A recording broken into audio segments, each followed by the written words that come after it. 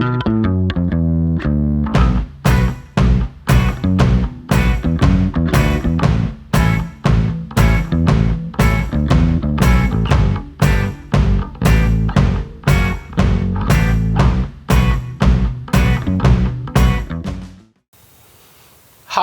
this is Christopher Brusa. Welcome back.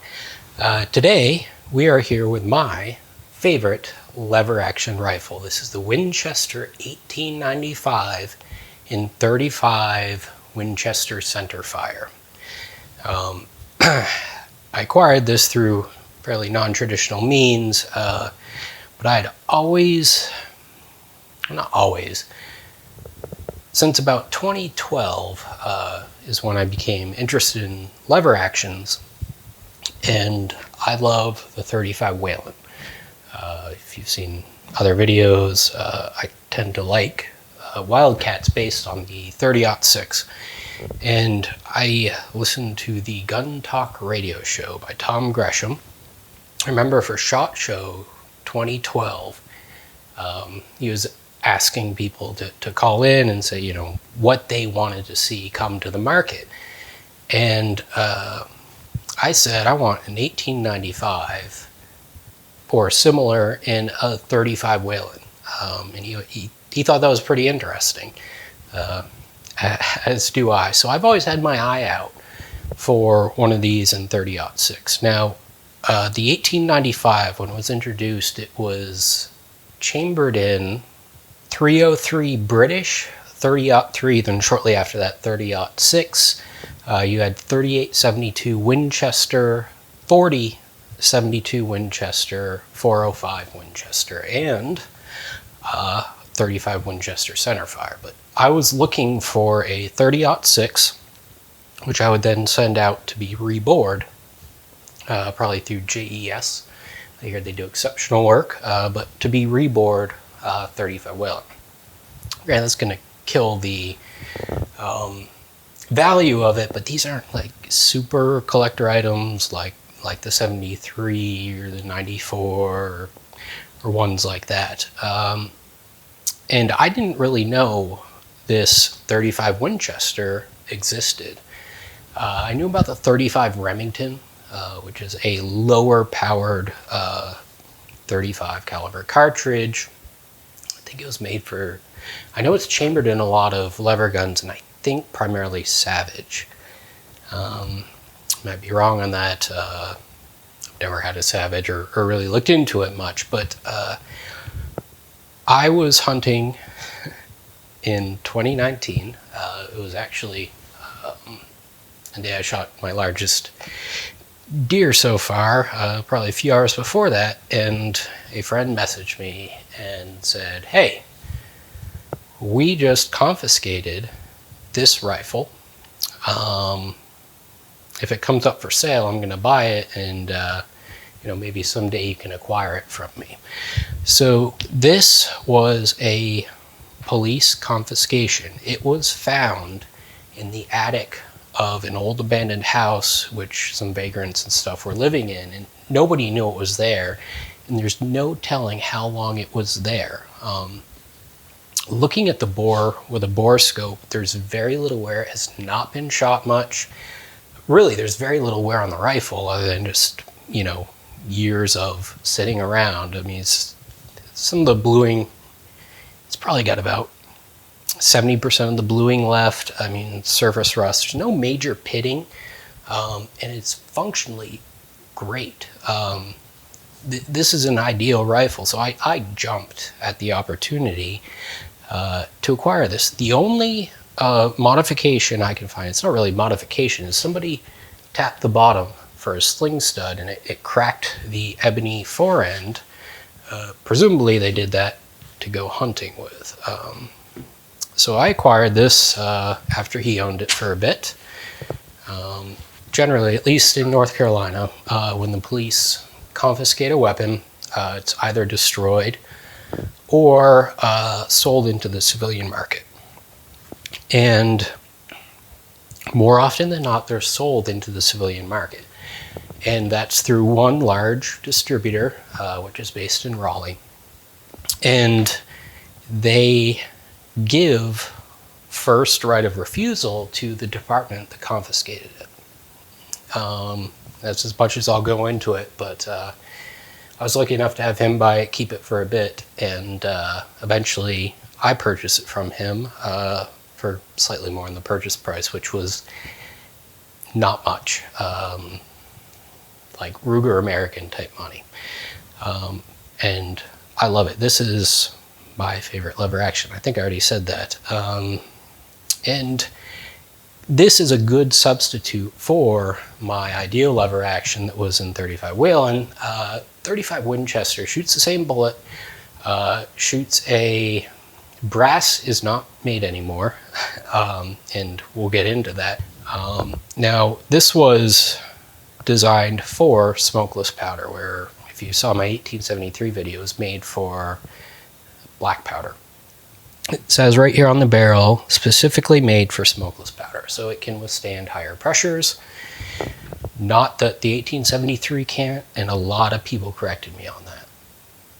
But I feel safer using smokeless powders with this because it was designed for it. And the case is a slightly lower capacity than 35 Whelen, but it shoots the same bullet, and the muzzle velocities are like 250, 300 feet per second lower than 35 Whelen, which is not much.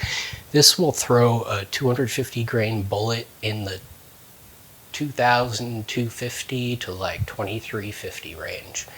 And I think my 35 Whelens are going in the mid 2,500s. So close up, I mean, it's open sights, you don't have a scope on it, so close up it's going to be effectively the same thing. And similar to the 1876 and after,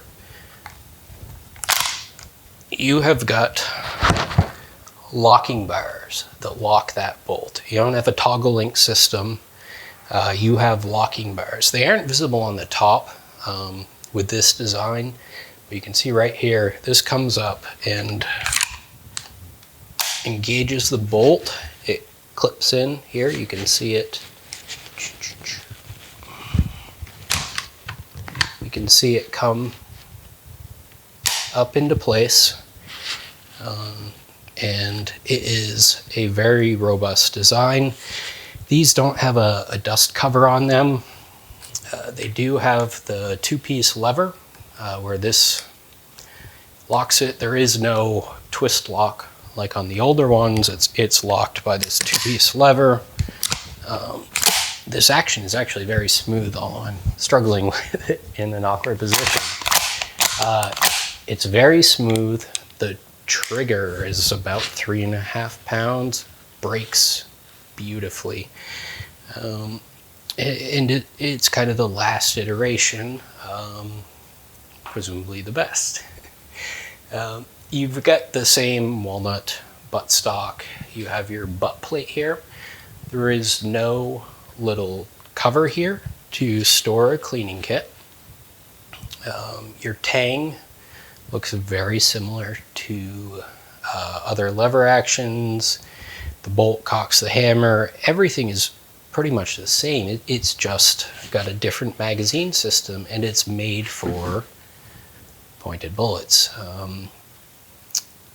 The extractor is long, solid. Coming up, you have a nice slim fore end. It has a different profile because there's no magazine tube, but it holds extremely nicely. It's a comfortable rifle to hold. Buckhorn sights.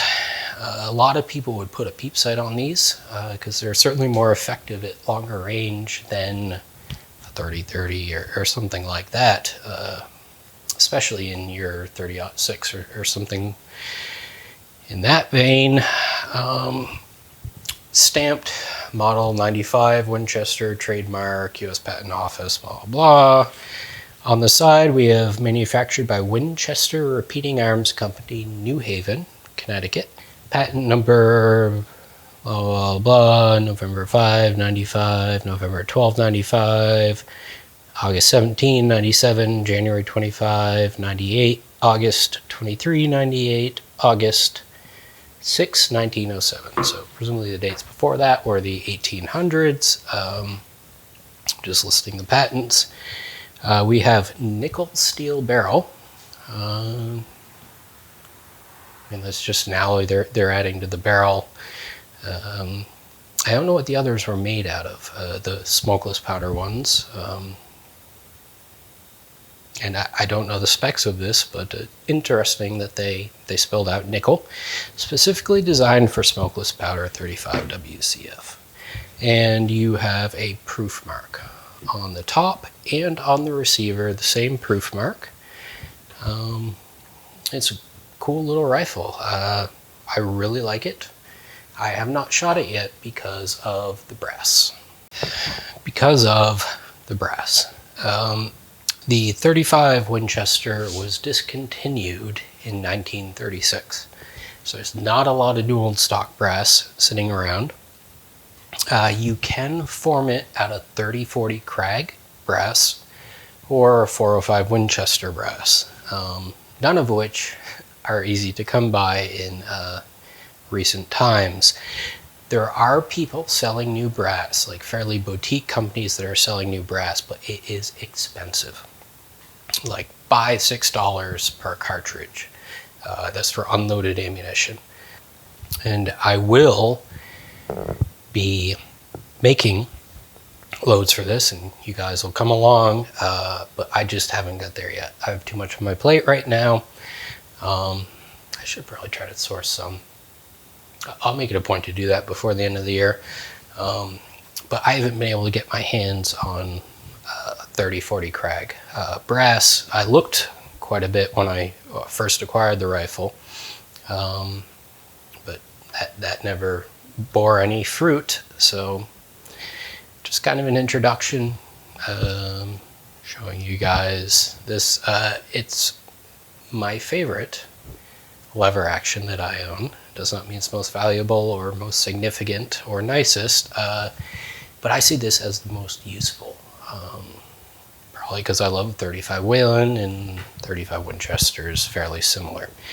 So I appreciate you guys watching.